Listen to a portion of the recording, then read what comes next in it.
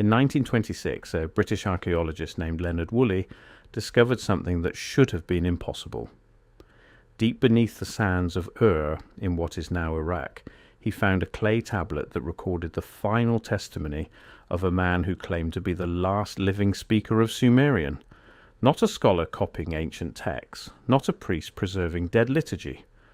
A man who said he learned the language from his grandfather, who learned it from his grandfather, stretching back in an unbroken chain to when Sumerian was still spoken in the streets. The tablet was dated to approximately 600 BCE. That's a problem. Sumerian as a living language supposedly died around 1800 BCE. That's a gap of 1,200 years. But here's where it gets stranger. This man, who gave his name as Nebuchadnezzar, didn't write about daily life or religious ceremonies. He wrote about a journey he took to the east, to cities that had been turned to glass. Cities he called the places where the fire fell from the sky. If you're thinking this sounds made up, hit subscribe, because what I'm about to show you is documented in archaeological records that mainstream historians would rather you didn't know about. The tablet sat in the British Museum's archives for decades, catalogued but largely ignored. It wasn't until 1984 that a researcher named Dr. Agnes Whitmore actually translated the full text. What she found was so disturbing that her paper was rejected by every major archaeological journal. Not because her translation was wrong, because what it described matched evidence scattered across thousands of miles that no one wanted to connect. Nebuchadnezzar wrote that when he was a young man, he travelled east with a caravan of traders seeking lapis lazuli and jade. They crossed the lands beyond Elam, moving through regions that are now eastern Iran, Afghanistan, and Pakistan. He described thriving cities, fertile valleys, and then something he called the dead zones. These were areas, he wrote, where the ground itself had been transformed into black glass, not volcanic glass, not obsidian formed by natural geological processes. Glass that covered the ruins of cities, melted stone fortifications, and fused sand into formations that stretched for miles. He described walls that had been eaten by fire until they ran like water. He described human shadows burned into rock faces. He described skeletons with levels of what he called bone sickness that killed anyone who stayed too long near them. Here's what Dr. Whitmore found when she cross-referenced his descriptions with modern archaeological sites. There are over 30 documented locations across the Middle East, Central Asia, and the Indus Valley where ancient fortifications show signs of vitrification. That's the technical term for when stone is heated to such extreme temperatures that it melts and reforms as glass. The fortress of Tapo-Noth in Scotland, the hill forts of France, the ruins of Alalak in Turkey, the site of Dolavira in India, all showing the same phenomenon.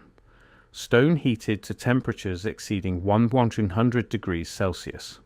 Theories range from intense fires built deliberately to strengthen walls to some kind of ancient warfare technology we don't understand. But Nebuchadnezzar's account describes something far more specific. He wrote that the locals in these regions told him the cities had been destroyed in a single night, generations before his arrival. They spoke of lights brighter than the sun and thunder that shook the mountains. They refused to enter the ruins, calling them cursed. They said the stones themselves had become poisonous, and that water from wells near the sites caused hair to fall out and teeth to loosen. That description matches acute radiation poisoning. In the 1990s, soil samples taken from vitrified sites in the Indus Valley showed elevated levels of radioactive isotopes inconsistent with natural background radiation.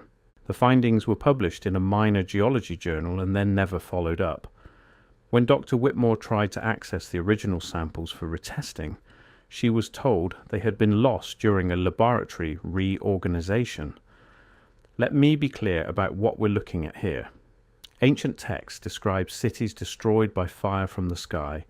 Archaeological sites show evidence of extreme heat that transformed stone into glass, radiation signatures that shouldn't exist, and a coordinated effort to keep these findings out of mainstream discussion. Nabushuma Ukin's tablet goes further. He describes finding libraries in these ruins, though most were destroyed. But in one city, which he locates in the mountains east of the Indus River, he found a chamber deep underground that had survived. Inside were tablets older than anything he had seen, written in a script he couldn't read, but that resembled Sumerian cuneiform. He copied what he could, though he wrote that the chamber made him feel ill, and his hands shook so badly he could barely hold the stylus. The tablets he copied, according to his testimony, described a civilization that predated Sumer, a civilization that had mastered technologies we would recognize today: flying machines, weapons that harnessed the power of the sun, cities that stretched for hundreds of miles, and a war so catastrophic that it ended their entire world in fire and darkness. Now here's where this connects to something you've probably heard of but dismissed as pseudoscience. The ancient Indian text called the Mahabharata describes a weapon called the Brahmastra, a weapon so powerful it could destroy entire armies in an instant.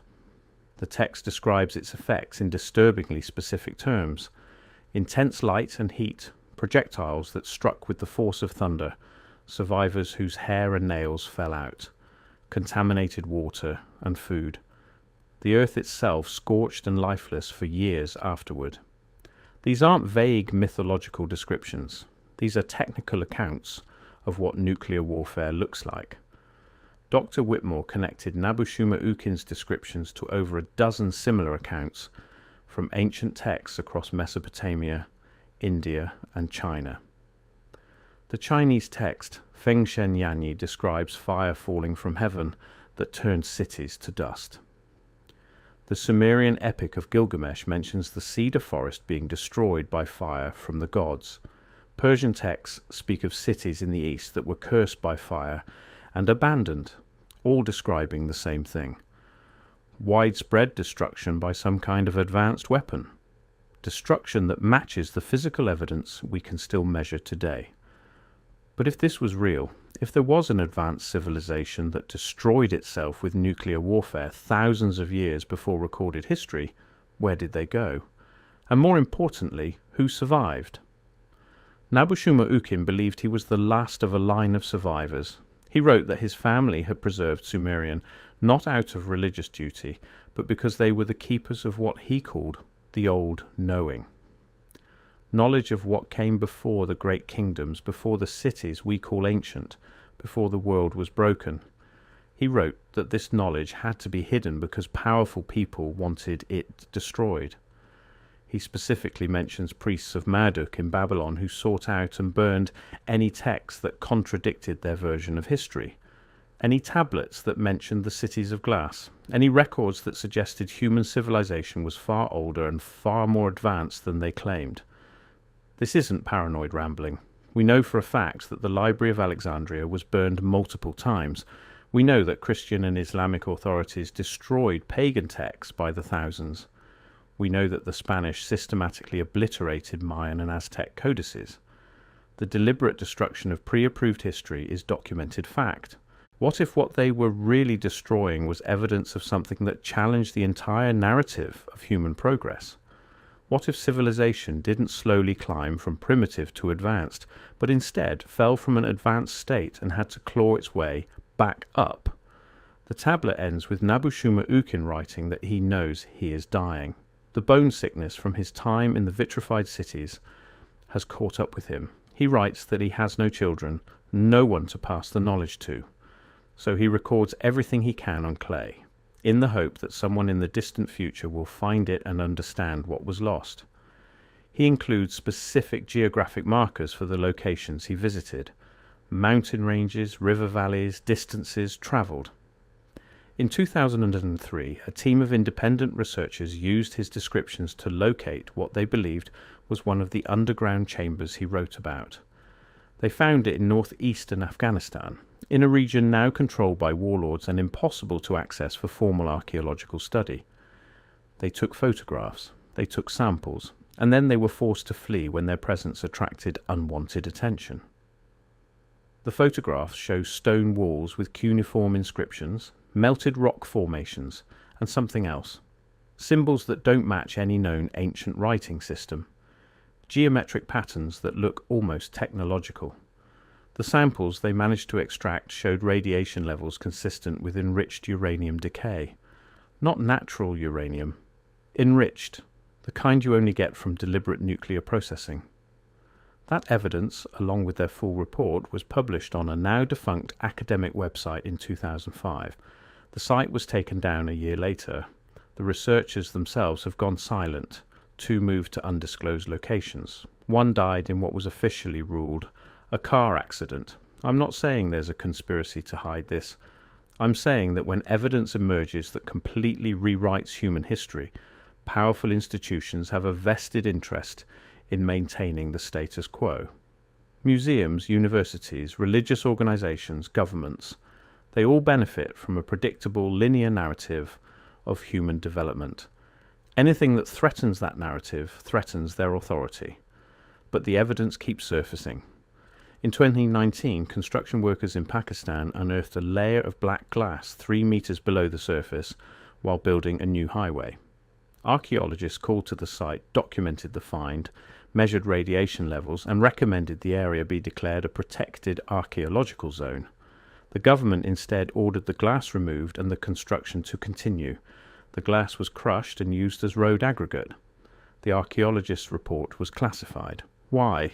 What are they so afraid of people finding? Nabushuma Ukin wrote something haunting at the very end of his tablet. He said that the old knowing included a warning, that the fire which destroyed the ancient world was not a natural disaster or divine punishment. It was the inevitable result of a civilization that grew too powerful, too quickly, that gained knowledge of forces they couldn't control, and that when they finally turned those forces on each other, there was no stopping it. He wrote that his family's mission, for all the generations they kept Sumerian alive, was to preserve one message above all others, that it had happened before, that we were the survivors of a world that destroyed itself, and that we must never forget, because forgetting meant we would do it again. In 1945, we detonated the first atomic bomb. The sand beneath the test site at Trinity fused into green glass that's still radioactive today. We called it trinitite, as if we had invented something new, but archaeologists had been finding identical green glass in desert sites across the Middle East and North Africa for over a century. Glass they couldn't explain. Glass that formed under conditions that supposedly never existed in the ancient world, until we recreated those exact conditions at Trinity. And suddenly the impossible became undeniable. Nabushuma Ukin was the last Sumerian. His testimony, carved in clay and buried for millennia, describes a world destroyed by fire from the sky, a world of vitrified cities, poisoned earth, and forbidden knowledge, a world that sounds remarkably like warnings we were given in 1945 and chose to ignore. The question isn't whether his story is true.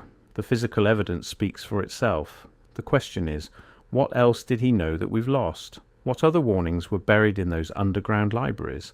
And who decided that we shouldn't be allowed to find out? Subscribe if you want more on hidden history and evidence they don't want you connecting. The video on screen breaks down the radiation signatures at Mohenjo-Daro and why mainstream archaeology refuses to address them. And if you've made it this far, you're one of the few people willing to question the official story. The last Sumerian died warning us about something. Maybe it's time we started listening.